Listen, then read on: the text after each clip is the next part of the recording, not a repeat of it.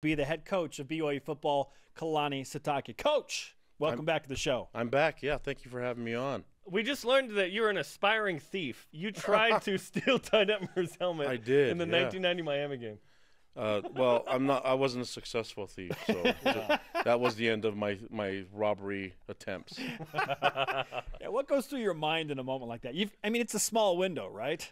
Well, I was going crazy because we just beat Miami, and I was running all over the place, and there was Ty Detmer, and he was. Everybody was bombarding him, but I thought I could probably sneak in and grab this. You're helmet. probably as big as he was too.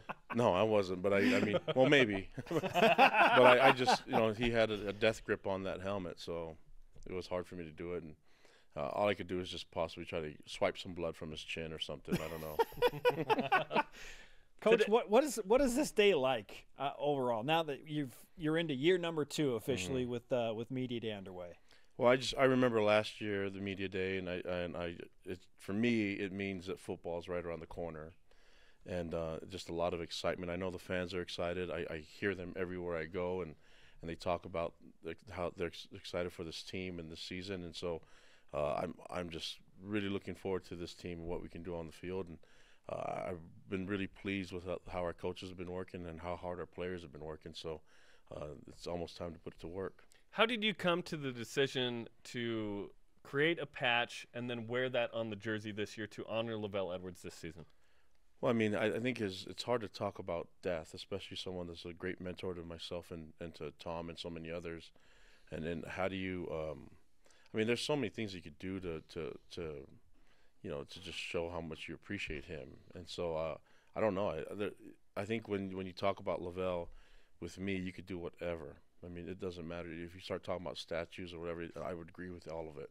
And so a patch is just something that I think would be visible. And maybe people who don't know Lavelle would ask about what that patch is all about. And,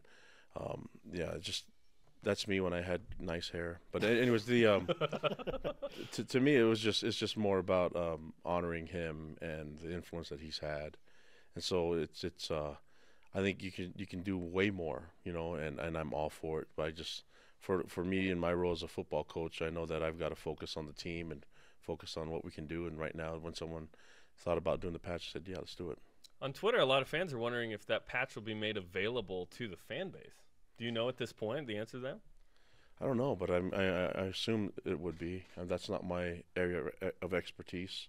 Just want to get this team ready, and I want to honor Lavelle in the way we play on the field. And so I'll let all the other smart people handle that stuff. What does that entail, honoring Lavelle with play on the football field? What does that mean in your mind? Well, I think just doing what he established here, all the tradition and living up to it. I mentioned it in the state of the program that it's just feeling the spirit of the field and the stadium. It's named after him, but there's just something about this campus and something about this program that is always going to honor him. But I think for us to just give everything we've got, and every time I look at that stadium, I can't believe when I step on that field that I'm on the same field with all the great ones that have been on this field. And we had camp, we had kids running on the field, and they were feeling the same thing. And it's just nice. I think we just go through life and live our life the way that he would want us to, and play the game that I think he wants us to play, the way he taught. And a lot of it has to do with sportsmanship and class and having a lot of fun, but also maximizing all your potential and leaving nothing else, but just having it all laid out on the field. There's lots of messaging you want to happen on the field, off the field. Today is a unique opportunity. BYU is one of the only teams that has its own media day. So what are some of the messages in this preseason situation that you're hoping to get out there about your squad this season? I just hope that we can highlight the players. I think our coaches will tell you that we're lucky to be here and to be involved with them. And so this is their team, and they're the ones that are making all the plays. And so I'd like people to get to know our players more and get to know our assistants, because I'm boring already. Let's move on to some other guys and kind of see what makes the program what it is now, and the glue that keeps it all together, and the brotherhood that everyone talks about. And the way you know about that is talking to the players and getting to know them, and maybe get to know the lighter side of things with them. You guys do a great job at doing that, and I think they feel comfortable coming on your show. But everyone knows Jonah Trinnaman's fast. It's just what's his passions and what is he about, and I think you'll start to realize that he's a great young man, and he's a lot like the others out there, and hopefully they can look at him as a role model, and you're a young guy coming up and trying to play here. Anybody that has the thought to try and steal Ty Detmer's helmet after the Miami game is not a boring person, Coach. Yeah, we don't bring the most boring person on first. Well, guys, listen, I've tried to do a lot of dumb things. So if you're going to judge me on that, then we can do this for the whole 2 hours. I mean, I'm the guy that asked my wife out not once but many times, and I think I just try to get cuter the more I ask, and I think it was just persistence wins out, right? Yeah, I only had that one chance does. to win the helmet, so that was it. Worked. Hey, you got Ty Detmer as part of your coaching staff, so in a way, you kind of did steal him back, right? Yeah, just bug him until he says yes. The head coach, Kalani Sitake of BYU football, with us on BYU Sports Nation. This is a 2-hour special of BYUSN on the 2017 edition of Media Day. Let's talk about some of your players and the guys that you expect to make an immediate impact early in the season. I know that every coach wants to highlight all 100-plus guys that he comes in contact with on a regular basis, but you have to narrow it down. You think, okay, I feel like these guys will be game changers early in the season. Who comes to mind? Well, on offense, Tanner, right? I mean, he's the guy he's you heard Ty talk about him. This is his team. He's run the show now, and I think he learned a lot of things last year. And I think it's going to show in the way he plays.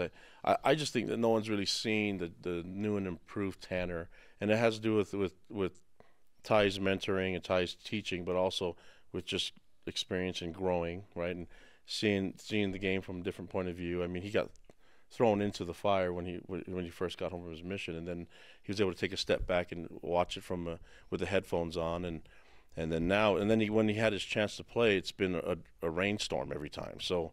I think he's excited for good weather, and we'll see what happens in Portland State. But he definitely is about the team, and I think he understands his role. And I've been really impressed with his leadership skills. But he's had some good leaders to learn from as well. We'll talk to Tanner Mangum coming up as well on the program here. How is he better in this offseason, you think, from spring ball maybe even to now? And you hope he continues to improve in fall camp.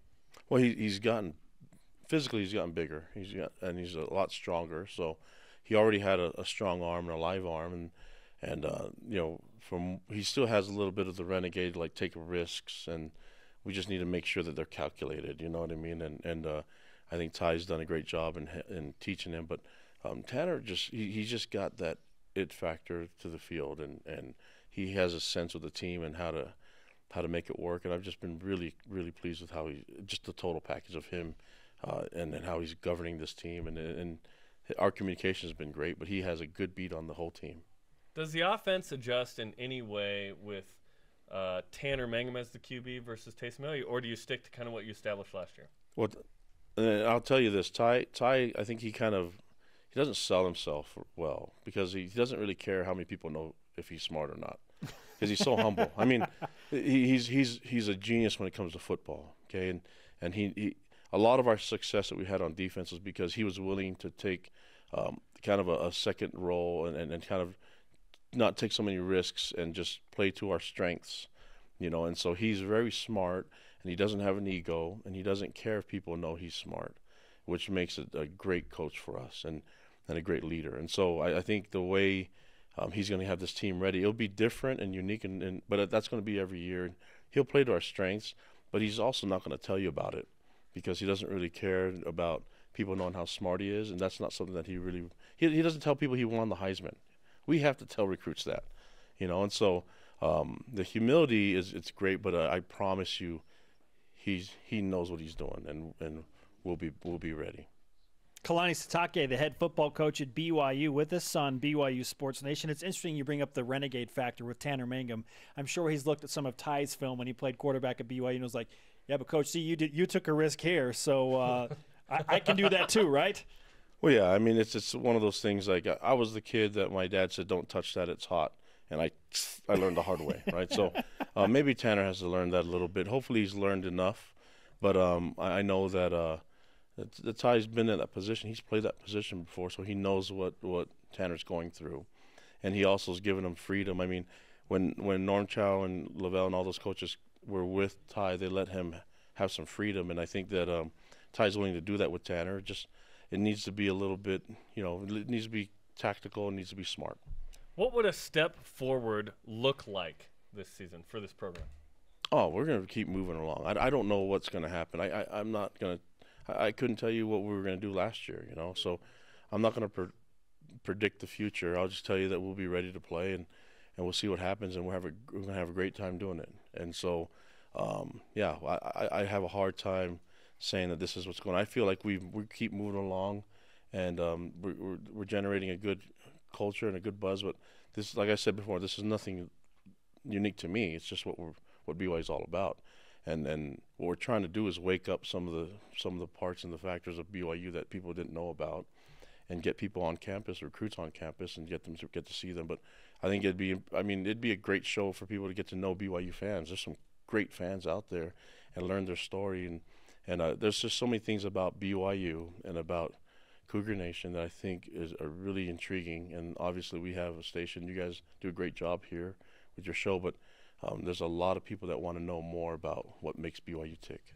Coach, what were your thoughts when you first heard about retiring the number 6 to honor Mark Wilson, Robbie Bosco, and Luke Staley? I was elated. I'm so proud of those guys, and I played with Luke, and so I mean, he and I were teammates, and I got the block for him, you know, and I saw him. I said it in the earlier meeting. I just said that I've never seen a great athlete. Like, I've never seen someone that could do everything well. I mean, he could play basketball, he could do whatever he wanted, and I was just so excited about it. But then when you got to know him as a person, he is even better as a person. And that you can't say that about a lot of athletes.